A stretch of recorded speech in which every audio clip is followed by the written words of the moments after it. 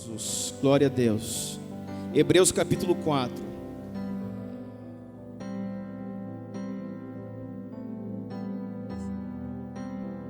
Hebreus capítulo 4, verso 12, diz assim. Nós falamos para você ontem no culto da virada que nós trabalharíamos essas primícias em cima de uma tríade. 3 pontos, 3 colunas, 3 pilares. Quem lembra? Decisão, santificação e sacrifício. Decisão, santificação e sacrifício. No meu entendimento, querido, naquilo que Deus tem me dado, é isso que vai nos guiar esse ano. Decisão, santificação e sacrifício. Decisão, meu posicionamento diante do Senhor. Santificação, sem a qual ninguém verá a Deus. E o sacrifício, que nos leva à redenção. E ontem nós falamos muito rápido, eu comecei a falar alguma coisa sobre decisões, eu quero continuar. Ontem nós não tivemos tempo para trabalhar isso, e eu preciso trabalhar isso com você nessa noite. Fique atento, irmãos, porque 1 minuto na presença de Deus pode mudar a sua história. Amém? Você não está diante de um homem, você está diante do Senhor. E nós queremos que nesses dias aqui, não somente hoje, mas amanhã e depois, Deus vai ligar algo no nosso espírito. A palavra de Deus diz em Hebreus 4:12 o seguinte: pois a palavra de Deus é viva e eficaz. Ela é mais afiada que qualquer espada de 2 gumes. Penetra ao ponto de dividir a alma e o espírito, juntas e medulas. Julga os pensamentos e intenções do coração. Nada, escuta isso, nada em toda a criação está oculto aos olhos de Deus.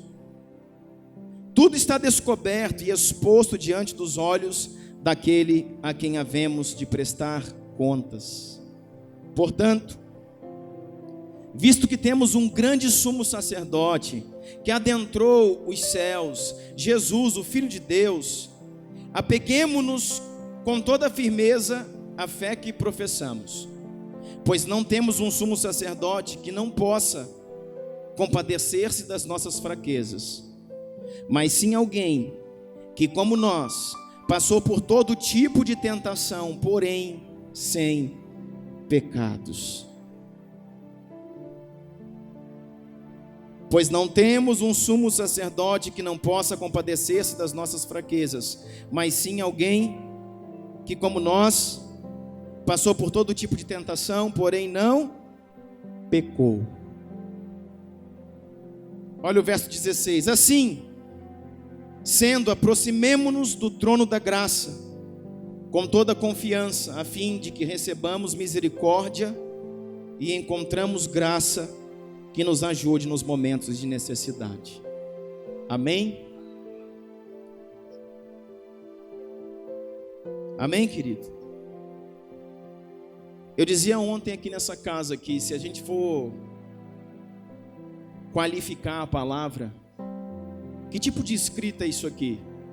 Se você pegar os textos de hoje, da literatura, do português, da literatura mesmo, você pode pegar um texto, você pode classificar isso como uma crônica, como uma poesia, como um conto.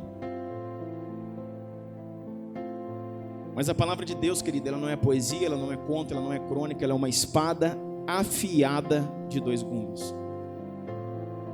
A palavra de Deus não é poesia, a palavra de Deus não é conto, a palavra de Deus não é crônica, ela é uma espada afiada de 2 gumes, que faz separação entre juntas e medulas, que separa o que é da alma e o que é do espírito, que separa o que é inclinação da carne, tudo aquilo que é da alma, e aquilo que é propósito de Deus, que é o espírito. Por isso que nós temos que nos mover por ela. Só que Hebreus 4:16 diz assim, eu vou traduzir o que esse versículo diz para você. Se aproxime do trono da graça com toda confiança. Deus está falando, tenha confiança. Você pode se aproximar do trono da graça. Você pode se aproximar do Cristo se aproxime do trono da graça com toda confiança, para que você possa receber misericórdia e encontrar graça que vai te ajudar na sua necessidade, que vai te ajudar na sua crise. Irmãos, existe solução para o nosso problema. Existe solução para a nossa crise, para a nossa dor, para a nossa dúvida, para a nossa dívida. Existe solução. E essa solução, querido, é o trono da graça. Essa solução é a cruz, é o sacrifício de Cristo. Então o que nós temos falado aqui sempre, não anula o amor de Cristo, muito pelo contrário. Não anula o sacrifício da cruz. Mas nós temos que entender algumas coisas, para que a gente possa nos beneficiar disso que a palavra está dizendo. Eu quero que você abra um versículo histórico muito conhecido, que está lá em Romanos capítulo 8. E a palavra em Romanos capítulo 8 diz assim, Romanos 8:31, que diremos, pois, à vistas dessas coisas? Que coisas? Coisas talvez terríveis que tivessem acontecendo. E aqui Paulo, escrevendo aos Romanos, pergunta: o que nós vamos falar à vista de tantas coisas? Sabe o que nós vamos falar? Se Deus é por nós, quem será contra nós? Começamos bem. Ele está dizendo: se Deus é por nós, se Deus é pela minha causa, se Deus é comigo, quem é que pode me vencer, irmãos? Quem que pode passar por mim? Se Deus é por nós, quem será contra nós? Aí ele continua: aquele que nem mesmo ao seu próprio filho poupou, antes o entregou por todos nós, não nos dará também com ele todas as coisas?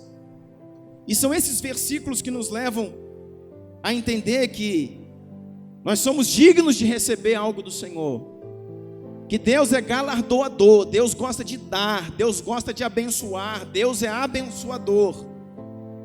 Mas Deus não abençoa quem vem na igreja. Não, pastor, não.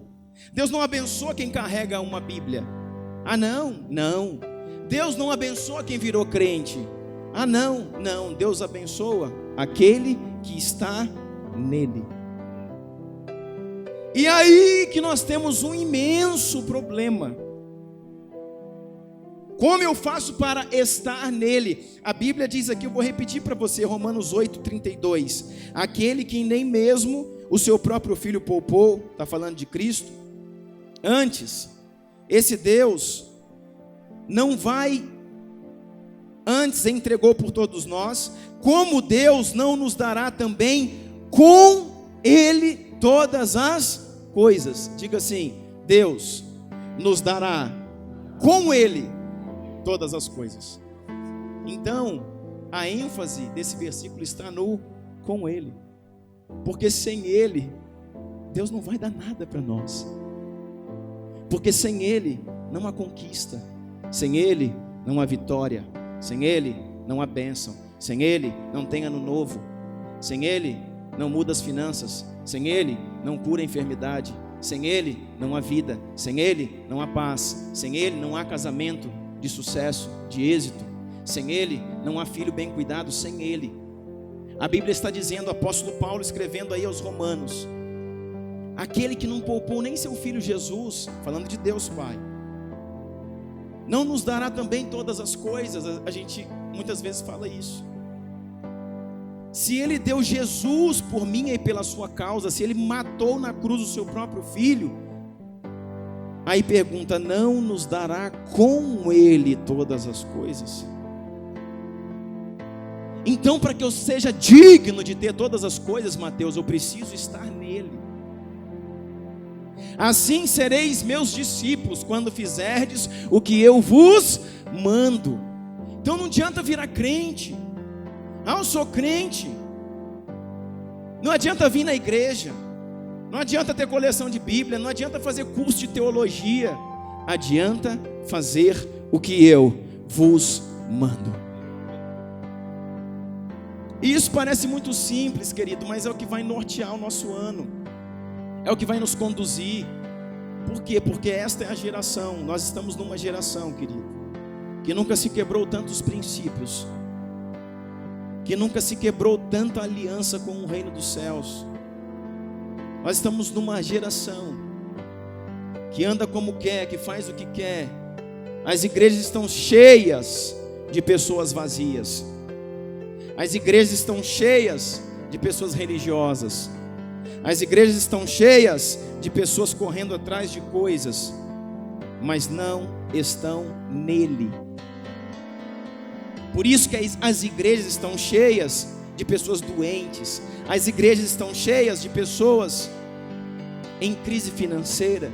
As igrejas estão cheias de pessoas separando.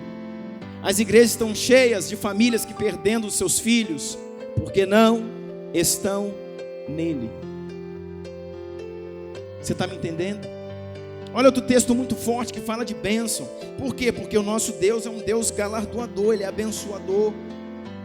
Efésios 1:4 diz assim: bendito seja Deus, o Pai do nosso Senhor Jesus Cristo, que nos abençoou com todas as bênçãos espirituais nas regiões celestiais em Cristo. É isso que faz toda a diferença. Nós fomos abençoados com toda sorte de bênçãos. As bênçãos de Abraão estão sobre nós: vida, paz, prosperidade. Essas promessas existem e estão liberadas para nós.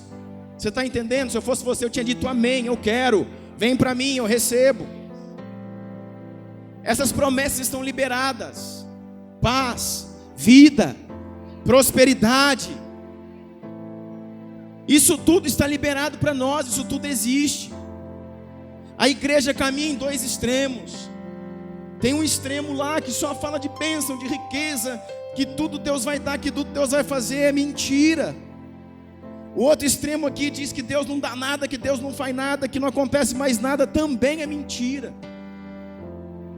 Nós precisamos sair do 80 e também sair do 8 e chegar aqui.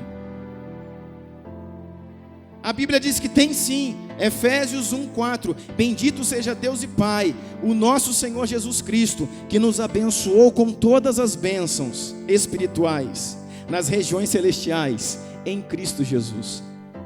É em Cristo que está a bênção. Sabe aquele texto que a gente cansa de falar? Aquele que está em Cristo é nova criatura.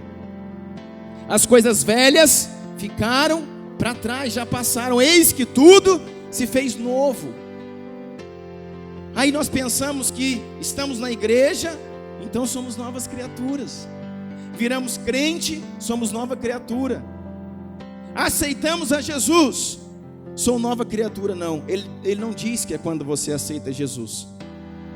Ele diz: aquele que está em Cristo é nova criatura. Todo o segredo da vida cristã, todo o segredo para 2016 está neste ponto: estar em Cristo. Eu preciso estar nele, irmão. Muito mais do que vir na igreja, eu preciso estar nele. Muito mais do que ler Bíblia, eu preciso estar nele. Muito mais do que ir nas campanhas, eu preciso estar nele. Muito mais do que fazer qualquer coisa, ativismo. Se eu fizer isso, Deus faz aquilo. Mentira. Deus não troca nada com você. Você precisa estar nele. Você precisa estar nele e ele estar em você. Agora, como é que é esse estar em Jesus? O que é estar em Jesus? Como que eu faço para estar em Jesus? Como que eu faço para estar em Jesus? Vou mostrar uma coisa para você que Deus me mostrou hoje à tarde. João capítulo 5, o próprio Jesus falando com os fariseus. João 5:39. João escreve o que Jesus está dizendo e diz assim: Jesus falou: vocês estudam cuidadosamente as Escrituras, porque acreditam, porque pensam que nelas vocês terão vida eterna. É a mesma coisa que a gente, irmão. Falou assim para os fariseus: vocês estudam as Escrituras, vocês estão lendo, estudando as Escrituras, porque julgam, porque acreditam que nela há poder de Deus, que nela há vida eterna. Mas diz o texto assim: são as escrituras que testemunham ao meu respeito. No original diz assim: elas manifestam quem eu sou. No original Jesus falou: elas, as escrituras que vocês tanto estudam, que vocês creem que nela há poder e que nela há salvação, elas manifestam aquilo que eu sou. Jesus está dizendo: eu sou as escrituras. Eu sou o Verbo encarnado. Eu sou Jesus, o Filho de Deus. Então, querido, para Cristo estar em nós, as escrituras têm que estar em nós. Não basta, querido, vir aqui e chorar no primeiro dia do ano. Resolvi minha vida. Fiz a campanha lá no Mevan, 3 dias, ó, abençoado. Agora, vai. Não é um dia, não são 2 dias, não são 3 dias. Todo ano, todos os dias, todos os momentos, eu estou em Cristo e Cristo está em mim. Eu sou um com Ele, Ele é um comigo. Eu carrego a sua palavra. Deus não mandou a gente carregar uma Bíblia debaixo do braço. Deus mandou a gente ser a Bíblia. Deus mandou a gente ser carta viva de Cristo. Eu não preciso ter isso aqui para qualquer momento eu pego a Bíblia e mostro: ó, olha aqui, ó, eu sei, eu conheço, eu sei abrir, eu sei trabalhar aqui nos profetas maiores, menores, eu sei toda a escritura. Não, Deus não mandou você carregar uma Bíblia. Deus mandou você ser uma carta viva. Deus quer que você seja a Bíblia. Não adianta você vir na igreja, você tem que ser a igreja. As pessoas precisam ler você. Ei, as pessoas precisam ler você. As pessoas precisam olhar para você e começar a ler a leitura. E ali eles vão ver João, vão ver Mateus, Marcos, Lucas, João. Eles vão começar a ler as escrituras em você. Através da sua vida, do seu testemunho, da sua história, as pessoas lerão a palavra em você, porque você é carta viva de Cristo. Você vai pregar, não é por aquilo que você fala, é por aquilo que você é. E assim sendo, eu estou em Cristo. E assim sendo, eu estando em Cristo aí, irmãos, é bênção, irmão. É bênção. Eu vou te falar, irmão, não te falta alegria, não te falta paz, não te falta recurso, não te falta coisa nenhuma. Não estou dizendo, querido, que é mar de rosa, não. Tem luta todo dia, mas também tem vitória. Tem crise direto, mas as crises passam. Você caminha num lugar que o Senhor te deu autoridade para você pisar em serpentes e escorpiões. Você caminha num lugar de poder, você caminha num lugar de autoridade. Você caminha num lugar que você não está correndo do diabo. E o diabo é um homem feio, com um chifre bem grande, um rabo pontudo, um chicote batendo nas suas costas. E você correndo para fugir dele. Não. A Bíblia fala que você é a igreja. E a Bíblia fala que as portas dele, as portas do chifrudo, é as portas do inferno que não prevalecerão contra a igreja. A Bíblia está dizendo que quem vai atacar não é o inferno, é a igreja que ataca. Está dizendo que as portas dele não prevalecem porque existe uma igreja que está atacando. E essas portas vão ruir, e a igreja vai invadir e vai anular as obras do diabo. Porque para isso se manifestou o Filho de Deus. Aleluia!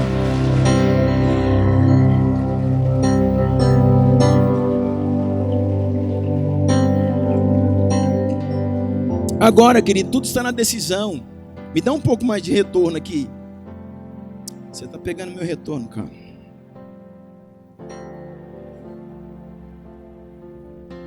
Tudo isso está na decisão, em decidir. Irmãos, eu falava para alguém essa semana: a vida cobra muito caro. A vida cobra muito caro. Pelo amor de Deus, entenda isso hoje. Cada decisão, irmãos, decisões definem futuros. Você está vivendo um tempo que você não pode errar, irmão.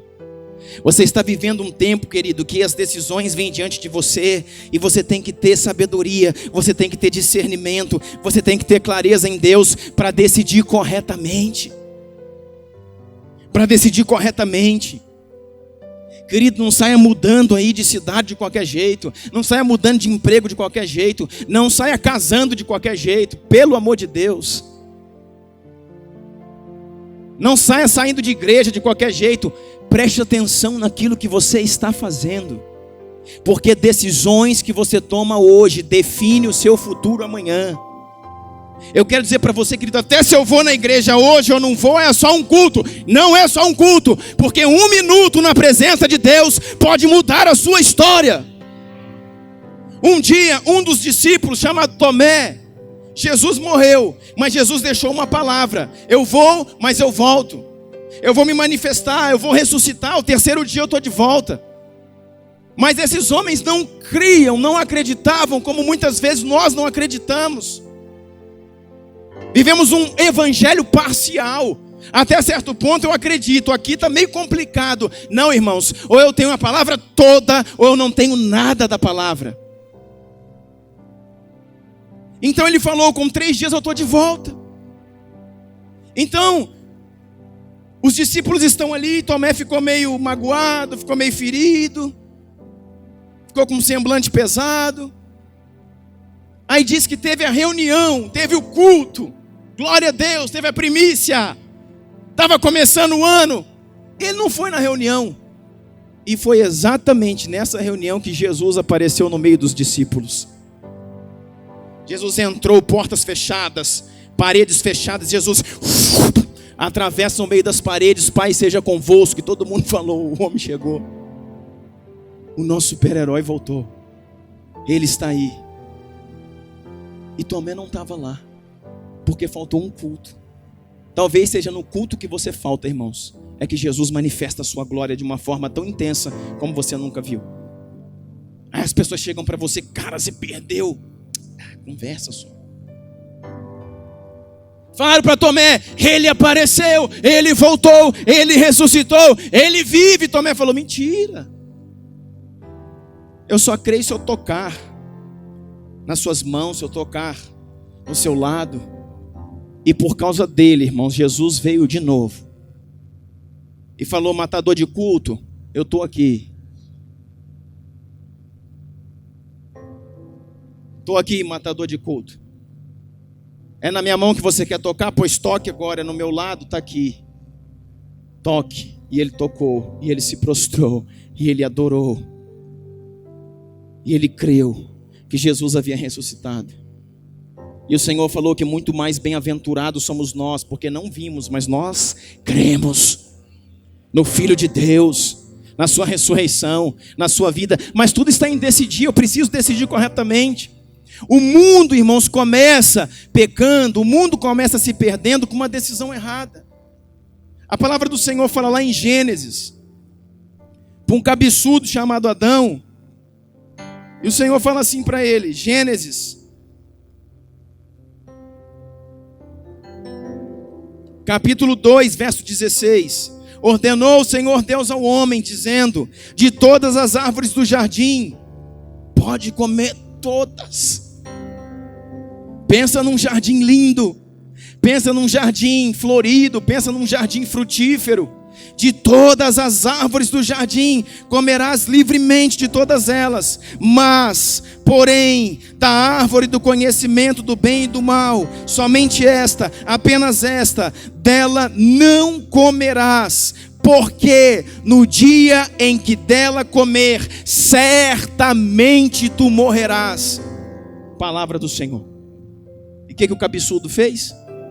Podia comer qualquer uma, irmão, qualquer uma. Eram muitas espécies, eram muitas frutas, mas ele quer aquela. É assim que nós somos, irmãos. A gente quer aquela que não pode. Quer aquilo que não pode. E começa decidindo errado. E por causa dessa decisão, ele tinha livre-arbítrio, assim como eu e você tem. Irmãos, eu estou falando, comecei ontem, estou falando hoje do poder da decisão. Deus não vai te segurar para fazer nada. Eu estou orando, está orando. Então para de orar e vai agir um pouco, em nome de Jesus. Porque tem muita gente que já orou. Tem que orar, pastor? É claro que tem. Mas já orou, Deus já falou, Deus já confirmou. Precisa você trabalhar, precisa você estudar, precisa você se virar, precisa você dar um jeito na vida, parar de enrolar as coisas. É assim que nós vamos vencer 2016, cumprindo aquilo que Deus já falou. E agora o que está acontecendo? O Senhor falou, não faça isso. Eu posso escolher. Deus colocou no homem o livre-arbítrio. O homem podia escolher. E Deus podia ter colocado uma tranca, igual vai colocar depois na árvore da vida. Deus podia ter colocado um anjo como uma espada flamejante, uma espada de fogo, guardando essa árvore.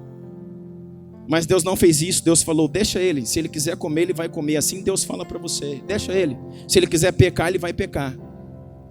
Deixa ele. Se ele quiser errar, ele vai errar. Se ele quiser cair, ele vai cair. Deixa ele. Basta eu e você decidir. E Adão decidiu errado, e por causa disso o pecado entrou no mundo, irmãos. E por causa disso nós chegamos aqui onde estamos hoje. Porque ele decidiu errado. Aí a Bíblia fala em Gênesis 3:22, então disse o Senhor Deus, agora o homem se tornou como um de nós, conhecendo o bem e o mal. Não se deve, pois, permitir que ele também tome do fruto da árvore da vida e coma e viva para sempre. Por isso o Senhor Deus o expulsou do jardim. Sabe como começa a nossa história?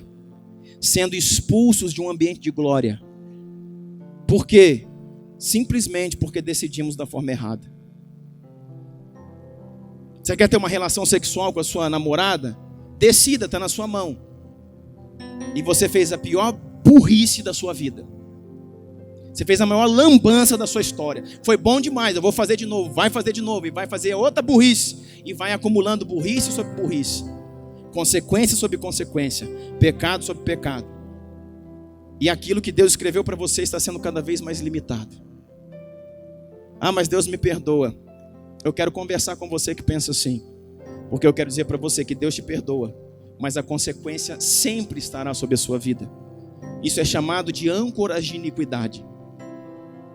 Toda vez que o homem peca, em qualquer sentido, e ele entra em arrependimento diante do Senhor, a culpa é removida, a consequência fica de todos os pecados. E vai ficando como âncoras. Como âncoras vão ficando no nosso ser. E essas âncoras, vai chegar um momento da nossa história que nós vamos parar. Ainda que já estamos curados, libertos, lá na frente. Eu pecava 20 anos atrás, agora não peco mais. Mas vai chegar um momento da minha história que essas âncoras limitaram até onde eu posso ir. Eu vou provar isso para você na Bíblia, não hoje. Deus vai falar, chegou o momento. Pela quantidade de iniquidade que há no seu ser, que você não tem mais a culpa, mas ficou a consequência. Você agora tem que parar por aqui. Até aqui você pode chegar. Mais do que isso você não pode avançar. Está na sua mão decidir, você decide. Não, eu vou orar, não precisa orar, irmãos. Precisa falar, eu não vou fazer isso em nome de Jesus. Precisa definir. Eu não vou mais xingar, eu não vou mais agredir. Em nome de Jesus eu defino isso. Eu não vou defraudar mais meus funcionários em 2016. Eu defino isso na minha vida. Eu não vou mais enganar o meu patrão em 2016. Eu defino isso na minha vida. São decisões.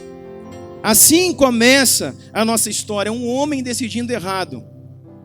E jogando toda a esperança. E jogando toda a beleza. E jogando tudo aquilo que Deus tinha feito de tão perfeito por terra. Deus já tinha um antídoto que é Jesus, que tinha que vir para poder redimir e fazer o caminho de volta. Mas por causa disso, querido, entrou dor de parto nas mulheres. Por causa disso entrou o trabalho suado e árduo nos homens, por causa de uma decisão errada. E aí continua, nós falamos aqui de Gênesis 3, se você for para Gênesis 4, é a passagem que falamos ontem, Abel e Caim.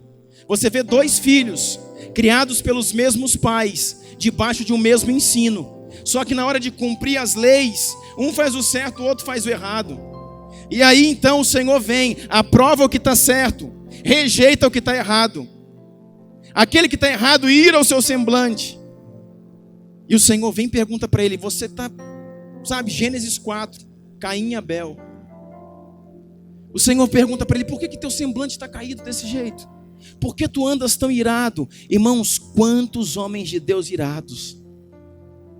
Quantos homens de Deus sem paciência? Quantas mulheres xingando seus filhos? Em vez de ser um canal de Deus, levantando a mão e abençoando os filhos em casa, em vez de ser a mulher sábia que edifica a sua casa, espraguejando a casa, xingando os filhos, amaldiçoando os filhos, pegando o cabelo dos filhos. Quantos homens tratando mal suas esposas, com ignorância. Por quê? Porque estão irados. E não tem, irmãos, não tem outra explicação. Eu expliquei isso ontem aqui. A ira, sabe o que é? Quando Deus nos resiste, nós nos tornamos irados. E todos nós, até os mais santos aqui, quando nós estamos naquele dia bem irado, irmãos, é porque nós estamos sendo resistidos. E nem sempre é por Satanás. Na maioria das vezes é pelo Senhor. Mas qual a posição que eu tomo? Acredito que é o diabo. E quando eu acredito que é o diabo, eu só aumento a intercessão para que o diabo saia, mas não mudo. Ei! Eu aumento a intercessão para que o diabo saia. Por quê? Porque eu estou sendo resistido por alguma coisa. Então eu só aumento a minha intercessão, a minha batalha espiritual, mas não mudo. E às vezes continuo sendo resistido. Porque o negócio não é batalhar espiritualmente. Não estou dizendo que isso não existe, pelo amor de Deus. Não coloque palavras na minha boca. Muitas vezes eu estou resistindo pelo Senhor. E eu vou lutar com o Senhor? Eu vou enfrentar Deus agora, eu vou lutar com Deus que está me resistindo? Não, irmãos. Ninguém pode ir contra Ele.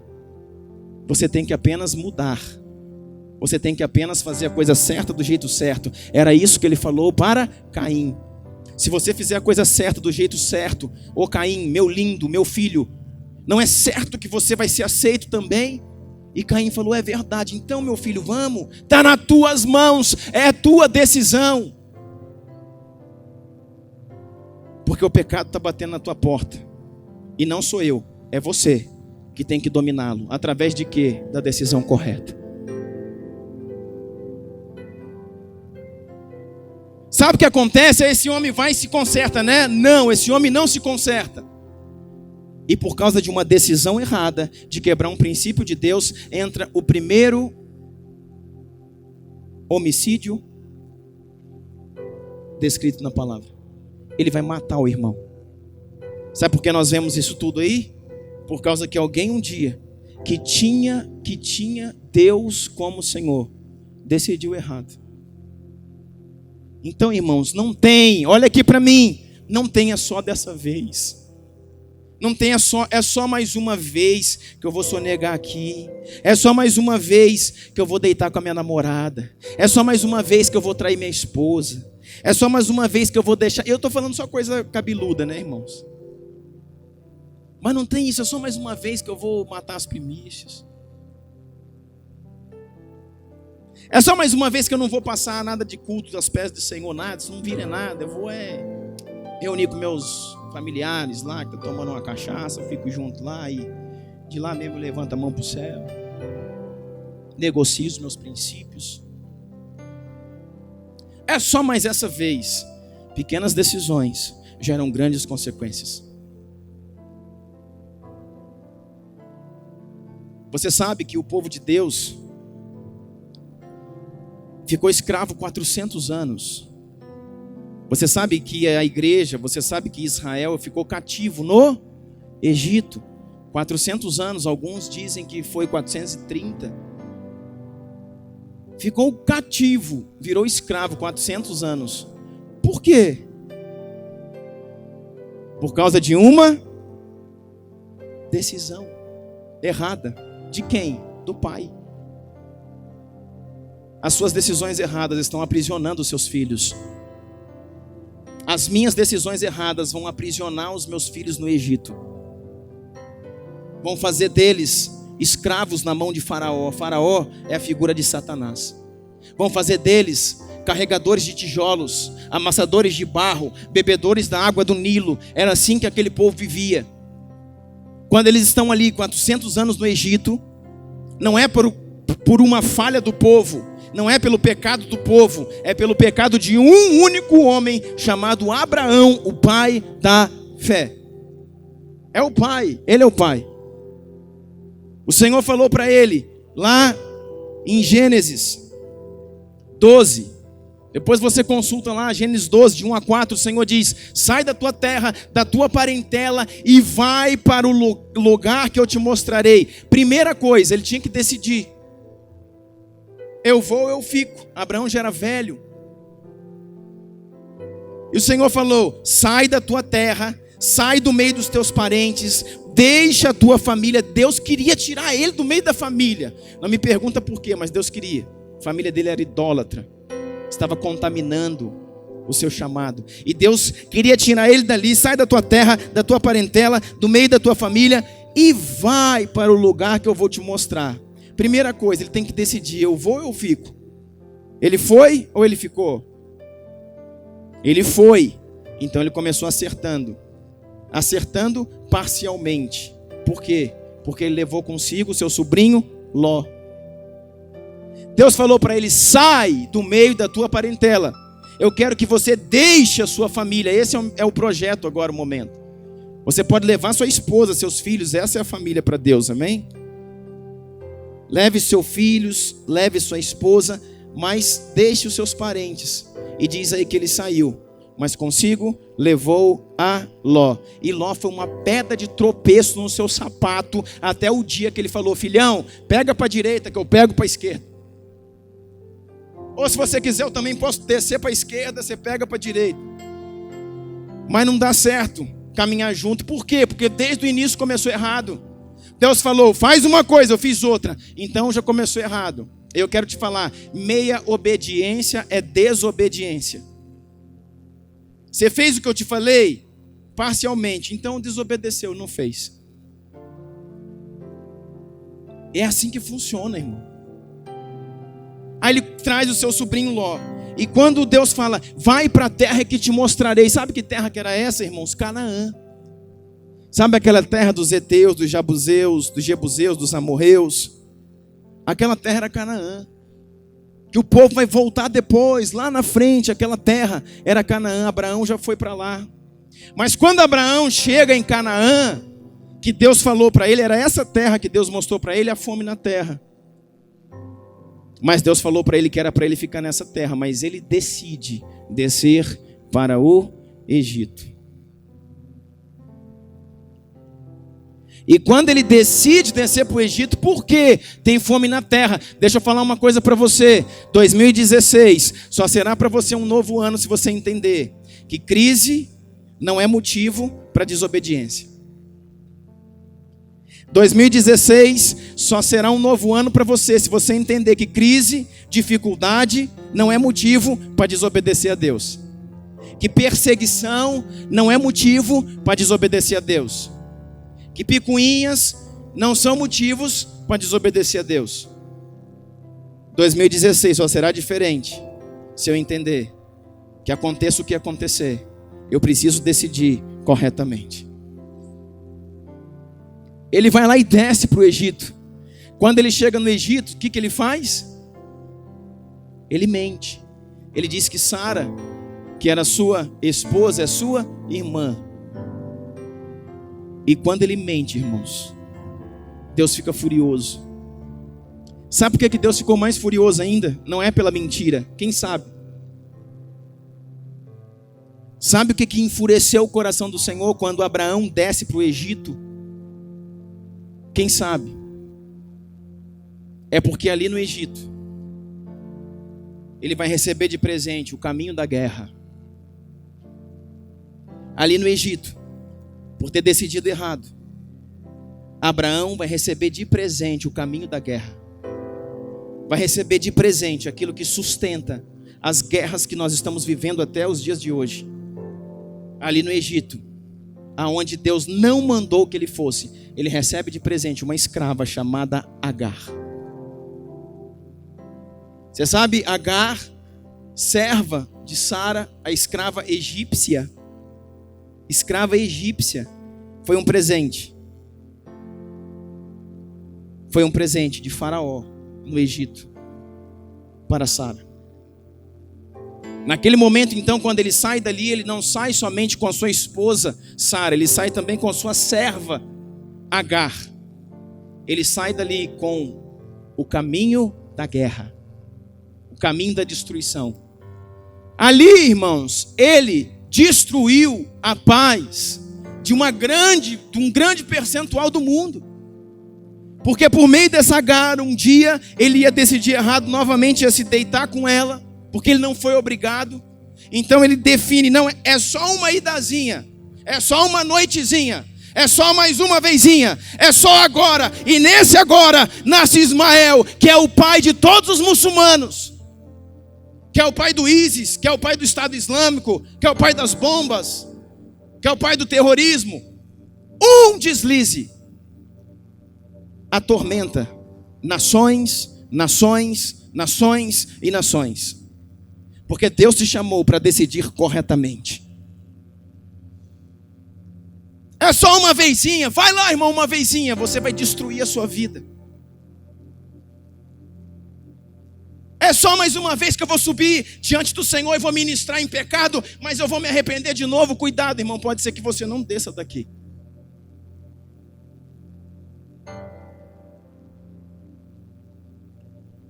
Porque chega um momento, irmãos, que Deus fala, chegou a minha hora.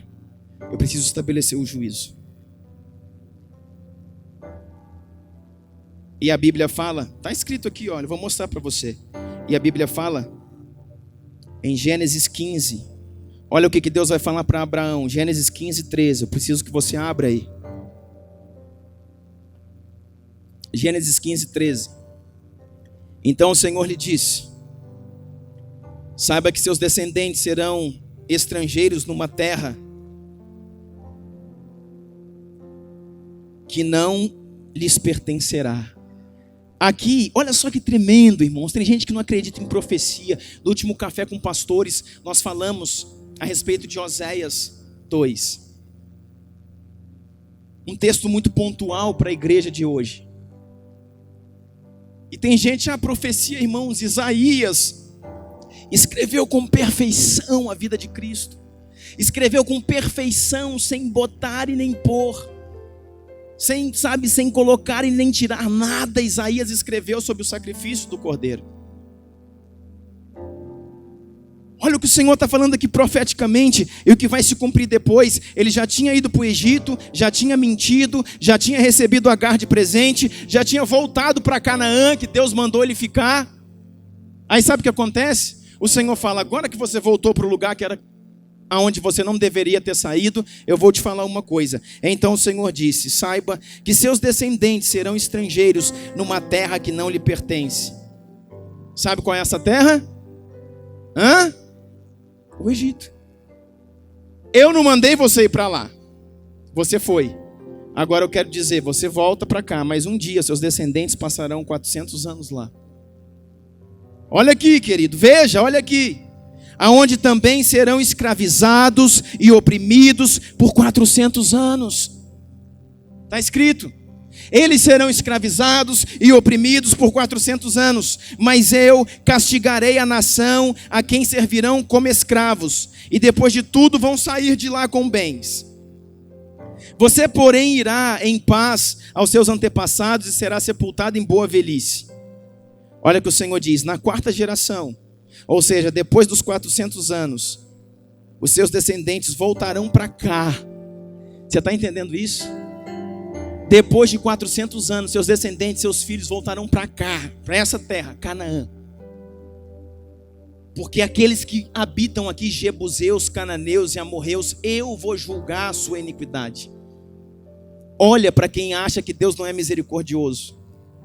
Aqui existe um povo, cananeus, heteus, jebuseus, amorreus. Eu vou dar para eles 400 anos para que eles se arrependam da sua iniquidade. Depois de 4 gerações, depois de 400 anos, se eles não se arrependem, eu venho, removo eles da terra e coloco os seus filhos, que vão estar nesse tempo de 400 anos, que é o tempo que eles têm para se arrepender. eles vão estar escravos lá no Egito. Quando eles não se arrependerem, eu venho, tiro eles da terra e coloco os seus filhos para habitar no lugar que eles já deveriam ficar a partir de agora. Porque você já está aqui na terra. A terra já era sua. Mas pela sua decisão, seus descendentes pagarão 400 anos. Meu Deus. Meu Deus. Nós precisamos decidir corretamente, irmãos. Aí você vê toda uma nação. Você vê mais de 2 milhões de pessoas. Você vê todo um povo, querido, sendo escravizado nas mãos de Faraó por causa de um pecado de um pai. O que eu estou fazendo para o meu filho, irmão? Ou para os meus filhos? Eu falei tantos filhos aqui, né, irmãos, que profeticamente já está fluindo. O que eu estou plantando para os meus filhos, irmão? O que eu estou aprontando para a vida dos meus filhos?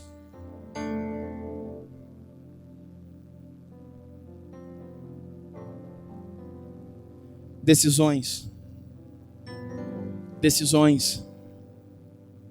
Um dia o Senhor pegou um homem e tirou ele de trás das malhadas. Ele era um menino que a história, a teologia defende que ele era um filho bastardo chamado Davi. Ele não era filho legítimo do seu pai Jessé. Por isso ele ficava com o serviço sujo da família. Por isso que ele ia levar o resto de alimento até o monturo, que era o lixo. E de lá ele escreve alguns salmos. Por isso ele estava isolado no meio dos campos, lá com as suas ovelhas. Por isso ele era diferente biologicamente, fisicamente, dos seus outros irmãos.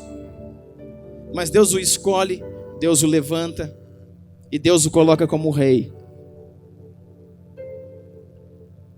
Mas Deus não retira de nós, querido, nosso livre-arbítrio.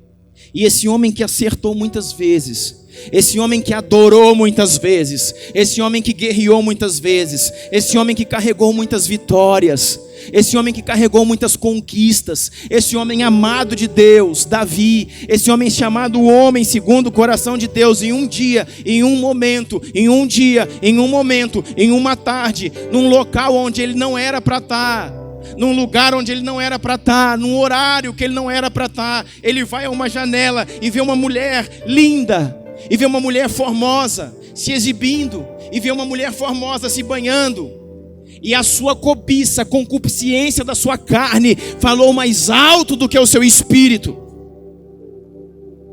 A sua alma falou, é uma vez, é só agora, você é o rei, você pode tudo, você tem autoridade, chama ela. E o Espírito gritava, não faça isso, não destrua tudo aquilo que eu depositei em você. Você é o homem segundo o meu coração, você é o meu filho, eu te tirei de trás das malhadas. Eu quero dizer para você, a alma venceu, a concupiscência venceu, os desejos desenfreados venceram. Então veio Betseba, aquela mulher, se deitou com ele.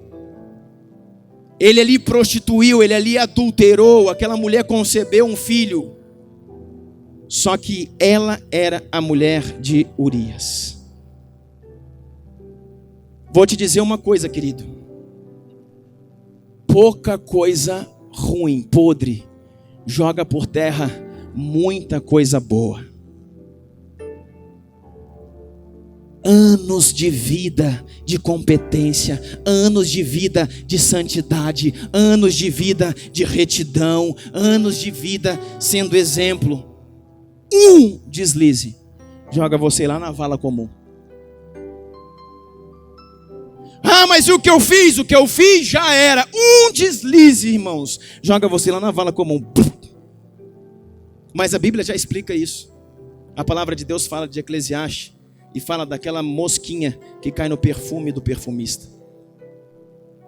E diz que você tem toda uma essência, todo um perfume, mas que uma mosquinha, aquela pequenininha, aquela mitinguinha que posa em banana, uma que tem até voando por aqui querendo posar no meu nariz. Aquela mosquinha, se cair no perfume do perfumista, estraga toda a essência. Sabe o que isso quer dizer? Anos de luta, sabe, galgando degraus, subindo a escada da honestidade, da santidade, da prudência, subindo, sabe, chegando, quase chegando na bênção, quase chegando no lugar que Deus determinou. Um deslize aqui, irmãos, voltou lá para o final da fila de novo. E eu vou te dizer, irmão, a fila é grande, varão. Pode ter paciência, perseverança, quebrantamento, porque a fila é grande. E você voltou, foi lá para o início, pode começar tudo de novo. Estava aqui, ó, com a mão na bênção. Estava aqui, ó, sabe, com a mão no propósito. Era o tempo do romper de Deus na sua vida. Era o momento em que tudo ia acontecer, em que tudo ia começar a fazer sentido. Quando eu ia pegar isso aqui, ó, voltou lá para o final da fila. Sabe por quê, irmãos? Decisões. E Natan chega e fala bem claro para ele. Natan chega para Davi e pergunta assim: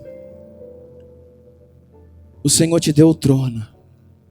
Olha o que Natan falou para ele, profeta Natan. Chega, coloca o dedo no nariz de Davi e diz: o Senhor te deu o trono. O Senhor te tirou de trás de malhadas.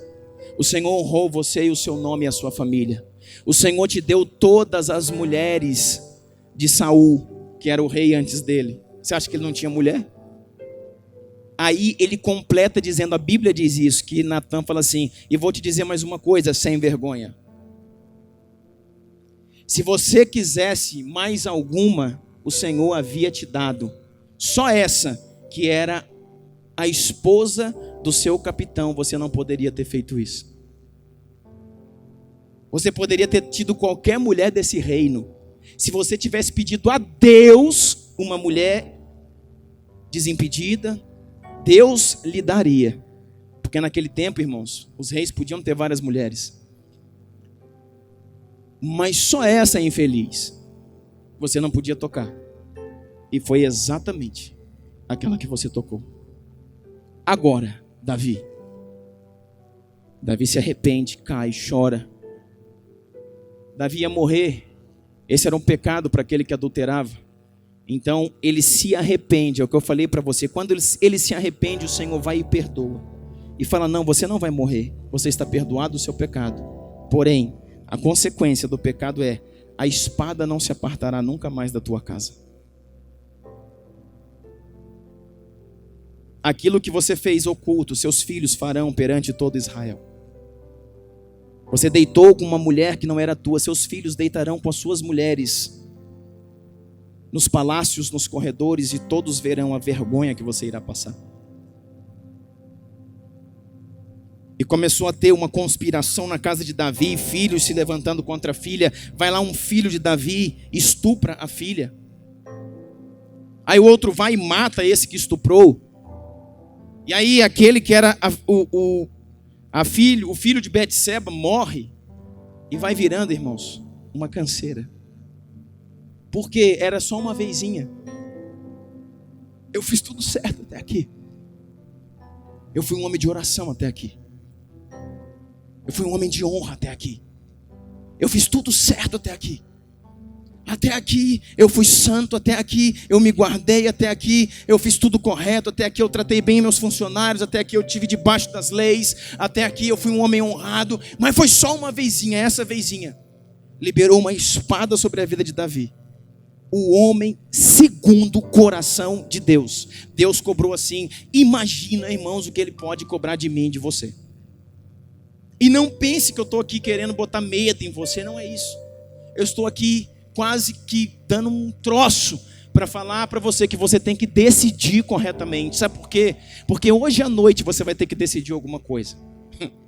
Escuta o que eu estou falando para você. Porque amanhã você vai ter que decidir estar nesse lugar novamente ou não. Porque no domingo você vai ter que decidir. Todos os dias nós temos que decidir. E a cada decisão errada, eu destruo o meu futuro.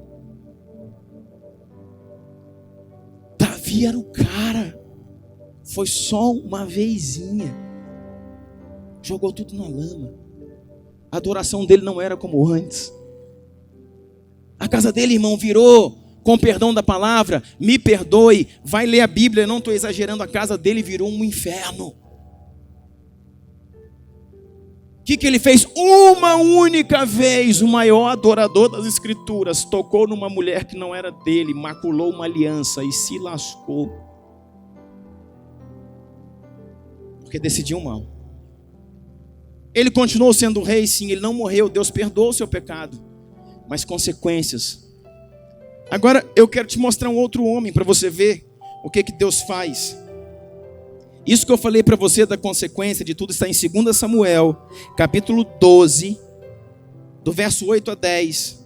Você vai ver Natã confrontando Davi. Agora, querido, abra que eu quero mostrar uma coisa para você. Gênesis 39. Gênesis 39, verso 7 diz assim: aconteceu depois destas coisas, que a mulher do seu senhor pôs os seus olhos em José e disse: deita-te comigo. Deita-te comigo.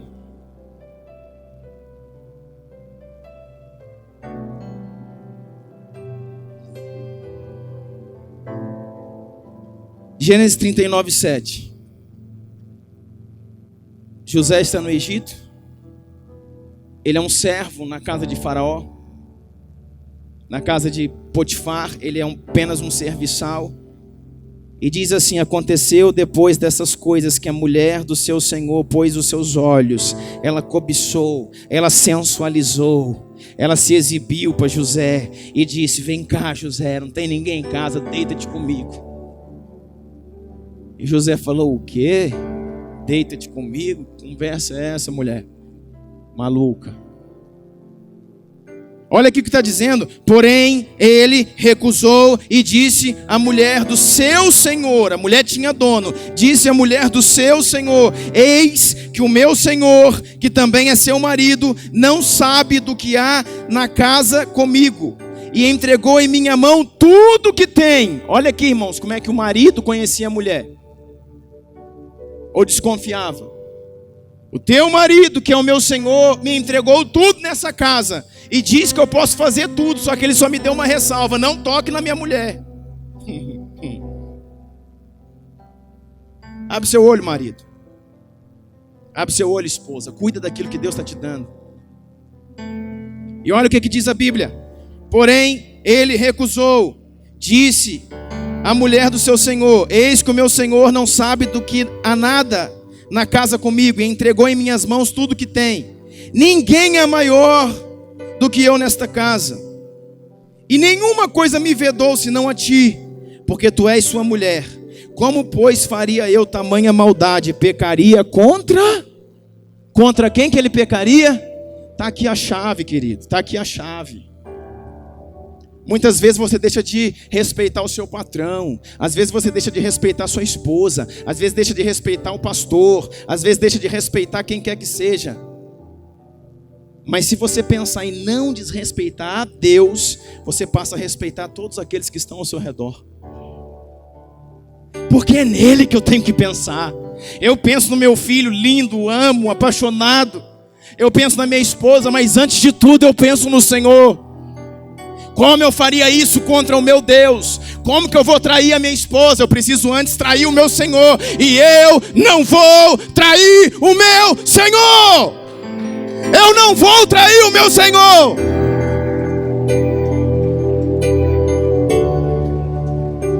Eu não vou trair o meu Senhor. Sabe por que eu vou roubar? Sabe por que eu não vou roubar na minha empresa? Porque meu patrão pode ser até gente boa, um cara legal. Será que eu faço? Será que não? Antes eu não vou trair o meu Senhor. Antes eu não vou trair o meu Senhor. Sabe por que eu não vou desrespeitar os meus líderes, os meus tutores, os meus pastores, homens que Deus colocou sobre a minha vida? Porque antes eu não vou trair o meu Senhor. Porque antes eu não vou desrespeitar o meu Senhor, que qualificou essas pessoas para que cuidassem de mim. Nós precisamos aprender a honrar. Nós estamos diante de uma geração que não sabe honrar ninguém. Não se honra esposa, não se honra marido, não se honra filhos, não se honra patrão, não se honra pastores, não se honra ninguém. Nós estamos diante, querido, de gente desrespeitando a mãe, desrespeitando o pai, desrespeitando a esposa, sendo mau funcionário, sendo alterado dentro da igreja, ou seja, não respeita nada. Não há um homem Não há uma referência, não há ninguém que ele respeite, não há ninguém que ele tema, não há ninguém que ele se posicione. Desvios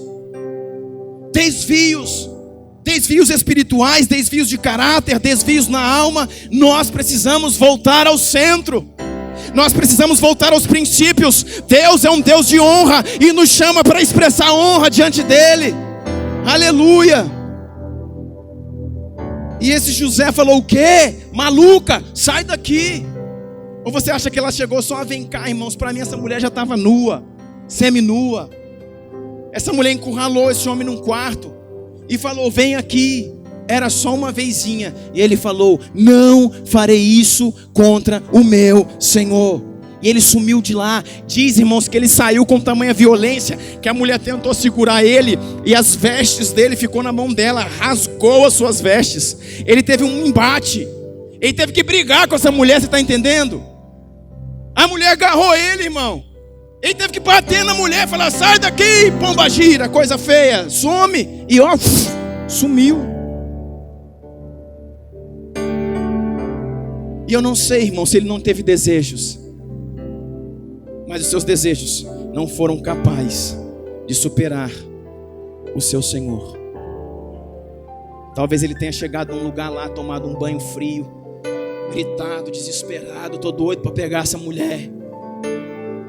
Mas antes de ser um profano, eu sou um servo do Senhor. Aí, sabe o que eu quero dizer para você? Que diz assim, abre aí, Gênesis 41, 39 diz assim. Gênesis 41, 39 diz assim: disse, pois, Faraó a José. Gênesis 41, 39. Olha o que vai acontecer com esse homem, irmãos.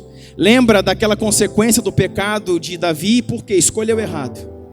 Diga assim comigo: José escolheu certo. E quem escolhe certo, existe recompensa. Olha aqui. Para quem escolhe errado, existe consequência. Para quem escolhe certo, existe recompensa. Para quem existe errado, existe recompensa. Consequência. Calma, vamos de novo. Para quem escolhe errado, existe consequência. Para quem escolhe certo, existe recompensa. Olha esse texto, Gênesis 41, 39. Disse, pois, o Faraó a José: uma vez que Deus lhe revelou todas as coisas, não há ninguém tão criterioso e sábio como você. Você terá o comando de meu palácio, e todo o meu povo se sujeitará às suas ordens. Somente em relação ao trono eu serei maior do que você. E Faraó prosseguiu. Acabou não. Faraó prosseguiu: entrego a você agora o comando de todas as terras do Egito. Em seguida, o Faraó tirou do dedo o seu anel de selar e colocou no dedo de José, e mandou vestir de linho fino, colocou uma corrente de ouro no seu pescoço. Também fez subir em sua segunda carruagem real, e à frente os arautos iam gritando: abram caminho. Assim José foi colocado no comando de todas as terras do Egito. Disse ainda o Faraó a José: eu sou o Faraó, mas sem a sua palavra ninguém poderá levantar a mão nem um pé em toda a terra do Egito. Aleluia, aleluia. O que é isso, irmão? Recompensa. Escolheu certo. Sabe o que vai dizer a palavra?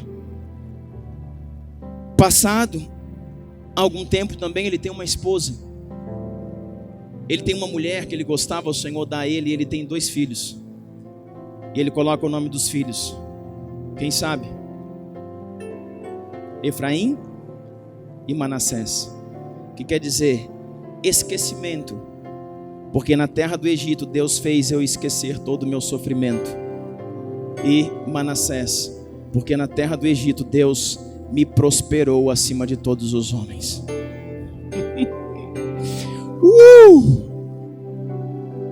E aí? Está disposto? Tem que pagar o preço, irmão. Tem que pagar o preço. Tem que decidir corretamente. Não pode negociar os princípios.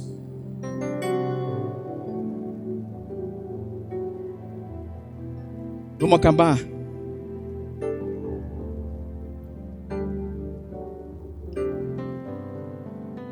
Eu quero ler o último texto com vocês.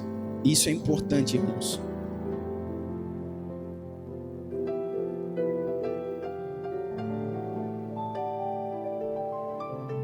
Foca aqui. 15 minutos. Escuta o que eu vou falar. Isso aqui é muito importante. Fecha todo o raciocínio. Não é pecado, irmão, somente quebrar princípios. Não é pecado somente infringir uma lei do Senhor. Não é pecado somente você agir de forma descabrosa, desmedida, como nós temos falado aqui. Todas as vezes que nós não cremos naquilo que Deus falou ao nosso respeito, nós estamos pecando. Todas as vezes que Deus me libera uma palavra e diz: assim você será, assim você fará, assim você se moverá, e você não crê, você está pecando. Muitas vezes nós deixamos de fazer alguma coisa, deixamos de exercer um chamado, deixamos de ir aonde Deus mandou, deixamos de fazer o que temos que fazer. Eu quero dizer para você, existem consequências. Quando Moisés, depois, é disso que eu quero falar, quando ele volta, depois de 400 anos, agora o seu povo se torna escravo. O que acontece?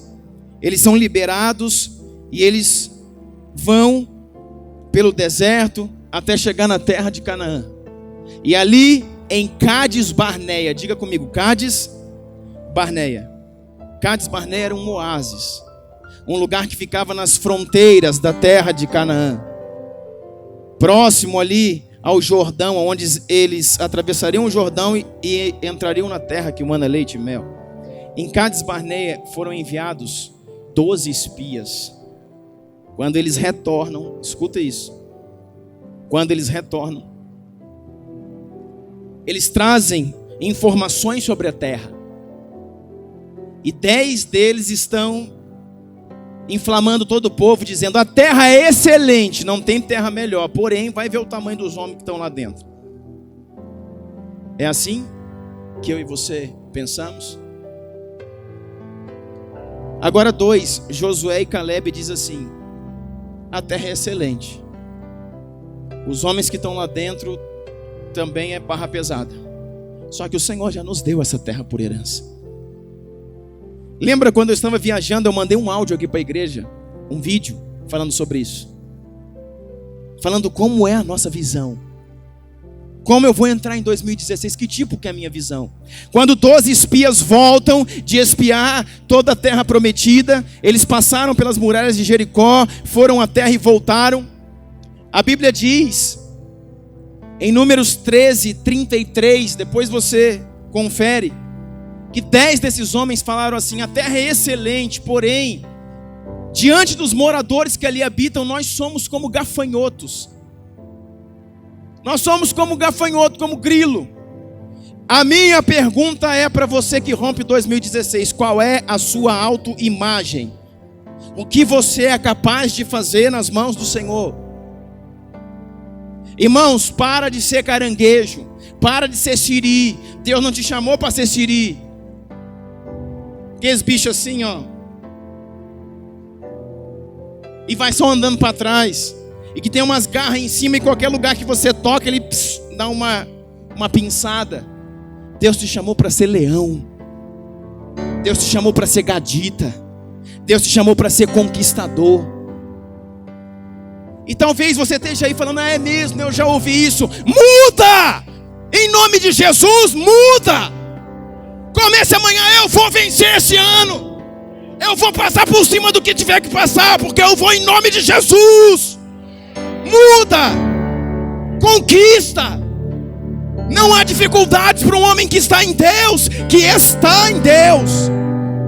Eu não estou falando para quem vem à igreja, eu não estou falando para quem usa a Bíblia, eu estou falando: não há desafios para um homem que está no Senhor. Tudo lhe é lícito, tudo lhe será dado em nome de Jesus.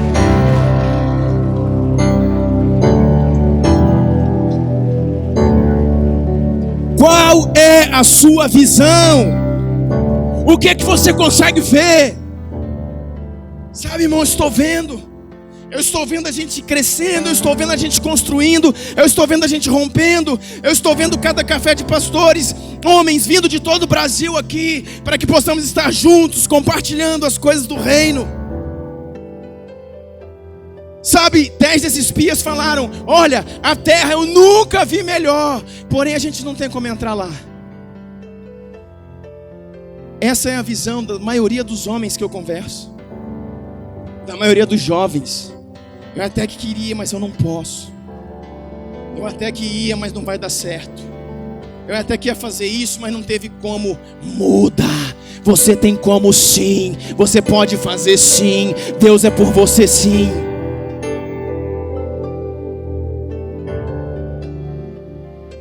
Muda. Eu quero falar para vocês, vocês têm modelos. Eu não sei que tipo de paternidade que vocês estão olhando, mas eu falo, esses dias eu falava com a minha esposa: nós vamos fazer tal coisa. Ela falou: será? Eu falei: será não. Não teve nada nessa vida até hoje que colocamos diante do Senhor, nada que Deus não nos deu. Nada, nada, nada vezes nada. E nós vamos fazer sim, porque o Senhor é conosco. Nós precisamos acreditar. E 10 desses homens falaram: mas, sabe, olhando para aqueles homens, a gente era igual barata. Sabe percevejo? A gente era igual grilo. E Josué e Caleb olharam para eles: raça ruim, praga, sai. Nós somos leões. Nós somos leões. Eles estavam em Cades Barneia, irmão. Deixa eu falar isso para a gente terminar. E ali em Cades Barneia, então, segundo esse relatório, eles definiriam: ou eles entrariam na terra, ou eles voltariam para o deserto. Pensa bem. Era o momento de escolher, segundo o relatório de 12 homens. 10 contaminando o povo, 2 dizendo: pode ir que a terra é boa. Agora um líder, chamado Moisés, ele tem que definir. Ou a gente avança crendo em 2, ou a gente retrocede pela inflamação de 10. E agora, querido? Como é que você vai decidir? Decisão difícil. E são essas decisões que virão na sua vida em 2016. Decisão difícil. Você pensa que é fácil? Mandou 10. A grande maioria esmagadora mandou 12. 10 falaram: não tem jeito de forma nenhuma. E só 2 falaram: tem jeito sim. E agora? Com quem que eu fico? Cades Barneia, um oásis no deserto, um lugar da decisão. Ali eles tinham que definir. Ou eles iam, ou eles não iam. Eles iam, ou eles não iam. Você sabia que da terra do Egito, lá do Egito, até as fronteiras da terra, até Canaã, são 400 quilômetros. Escuta isso, de 400 a 450 quilômetros. A distância que dista do Egito até Jericó.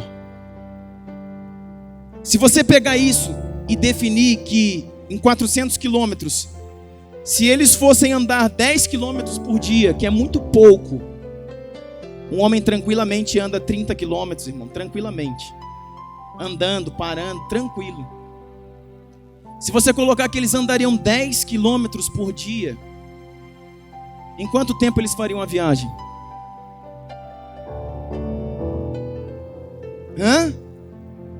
40 dias. Que é o que os estudiosos afirmam que levaria essa viagem. 40 dias. Só que na primeira viagem eles já demoraram mais, mas eles demoraram 2 anos. E você tem base bíblica para saber que em 2 anos eles estavam nas fronteiras da terra. Aonde? Em Cades Barneia.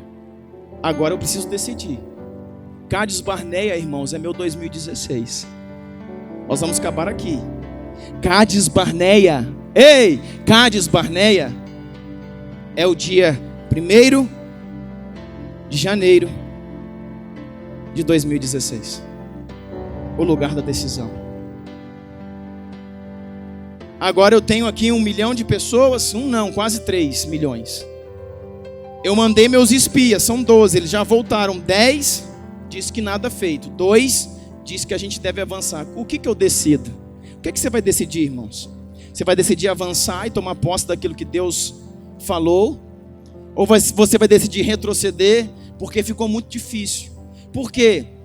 A minha equipe disse que é difícil. As pessoas disseram que é difícil. A minha família falou que é difícil. Não interessa quem falou, interessa se o Senhor falou que é para ir, irmãos. Vá! O que você vai fazer? Sabe o que eles decidiram? Voltar para o deserto. Decisão errada. Decisão errada gera consequências. Sabe por que eles ficaram 40 anos no deserto? Por quê? Porque quando os 12 foram espiar, eles espiaram a terra por 40 dias. Quando eles foram espiar, eles espiaram a terra por 40 dias. E para cada dia de incredulidade, Deus deu 1 ano no deserto. Lembra o que eu falei ontem para você? É você que define o seu deserto. Uma coisa é muito clara, todos nós vamos passar lá. Não há homem nenhum de Deus que não passe por um deserto, ou por mais de um. Só que eu defino. Jesus ficou 40 dias no deserto. Por quê? Ele já teve aprovação em 40 dias. Moisés precisou ficar 40 anos. O que você escolhe, querido? Sabe, irmãos, eu não vejo firmeza em muitos olhares. Eu vou orar com você aqui agora, mas eu não vejo firmeza em muitos olhares. Eu não vejo convicção em muitas pessoas. Eu não vejo esperança em muitas pessoas. Começando mais um ciclo, mas sabe, mas até aqui não interessa até aqui. Não interessa 2014, 2015, não interessa o que foi agora. É uma nova visão, uma nova mentalidade, um novo posicionamento no Senhor. Agora eu preciso saber o que eu estou fazendo. Decidir corretamente. Toda decisão que você tiver na mão, irmãos, cuidado. Uma coisa que eu aprendi. Vem algo para você, você precisa definir. E é agora, decide agora. Hein, Daniel? Coloco na tua mão aqui. Você tem que sair da sua empresa hoje e passar para outra empresa lá, que você vai ganhar 10 mil reais. Define agora. Você define, não saio, eu vou permanecer onde eu estou. Como assim, pastor? Toda decisão que você tiver que tomar, sem tempo de consultar a Deus, diga não.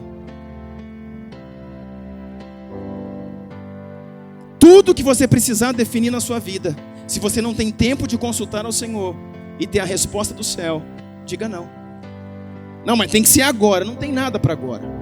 Eu preciso consultar o Senhor e ter direção naquilo que Deus está fazendo.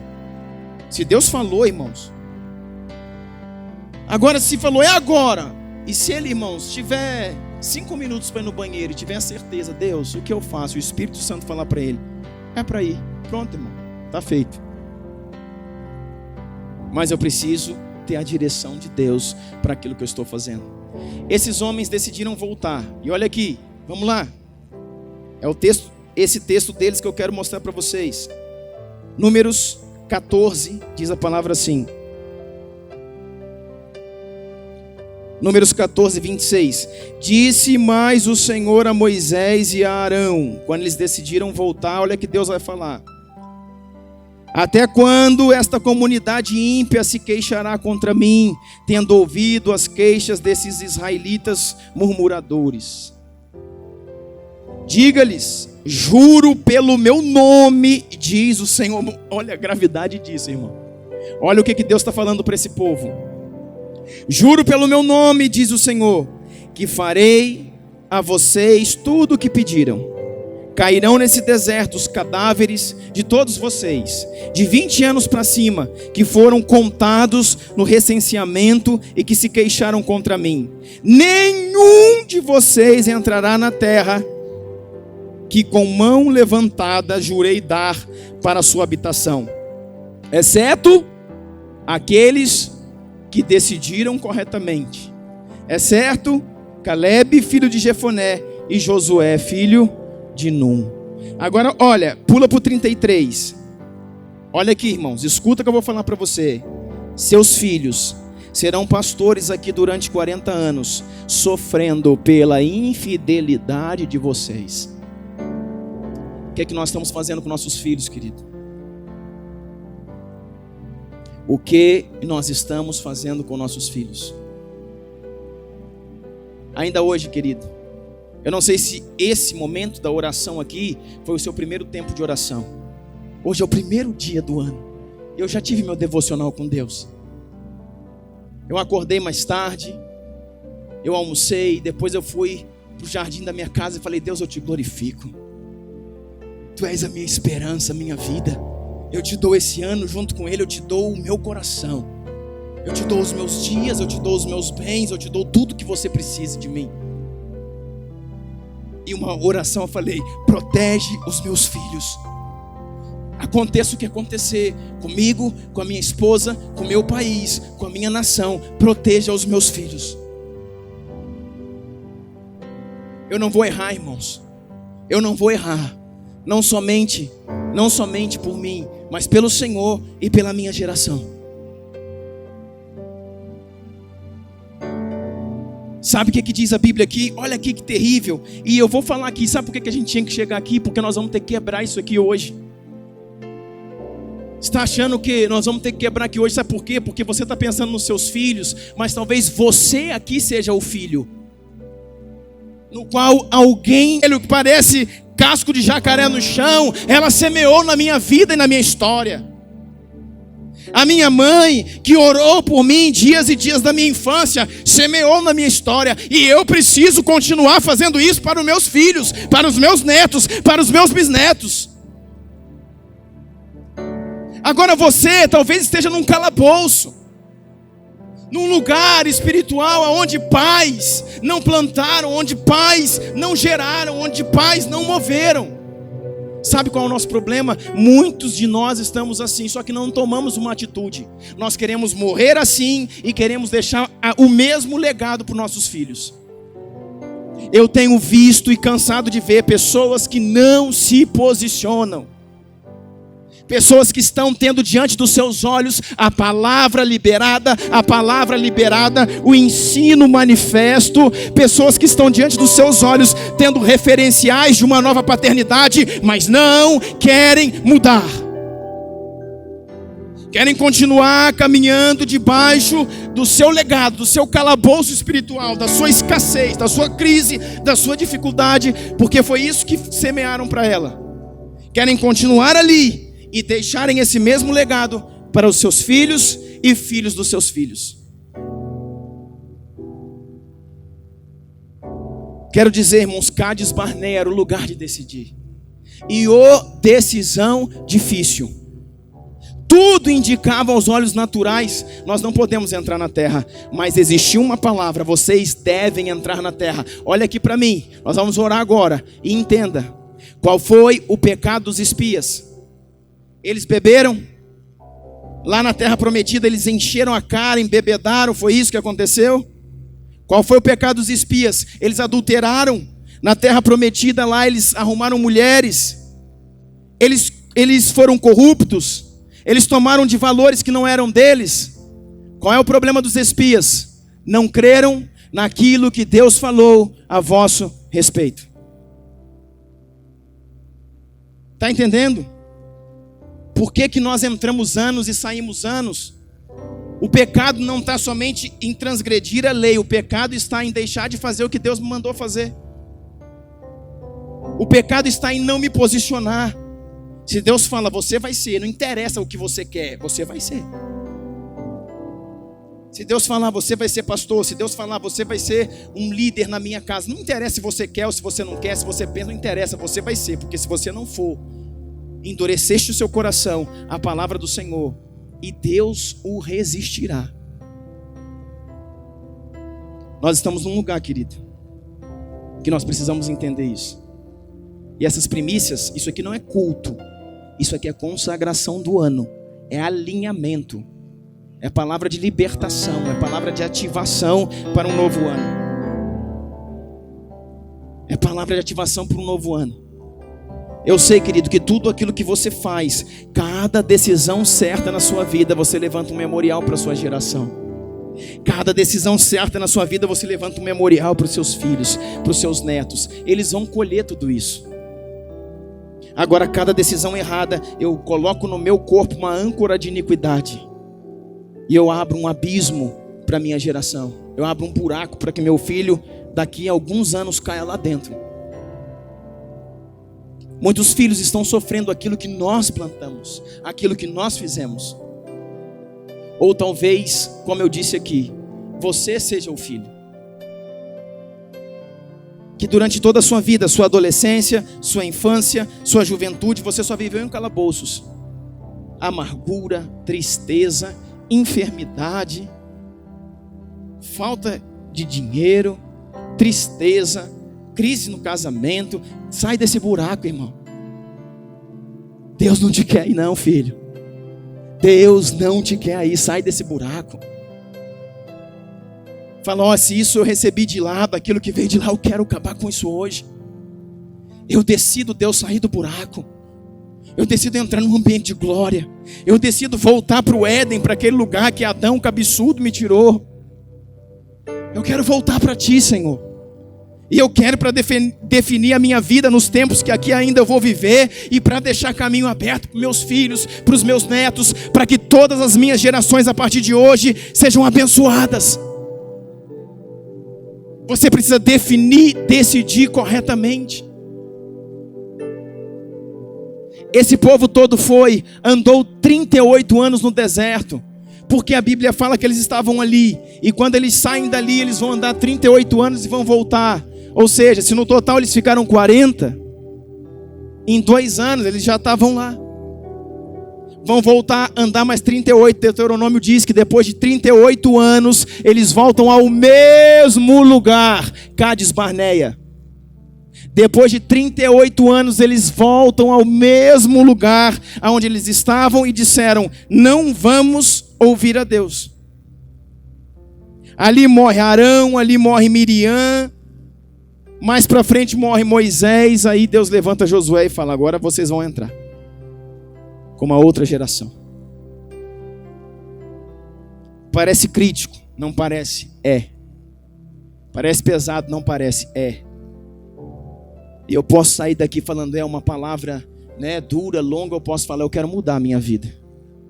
E se você quiser fazer isso, querido, se você precisa disso, eu gostaria que você ficasse de pé nessa noite e que você viesse aqui à frente, em nome de Jesus.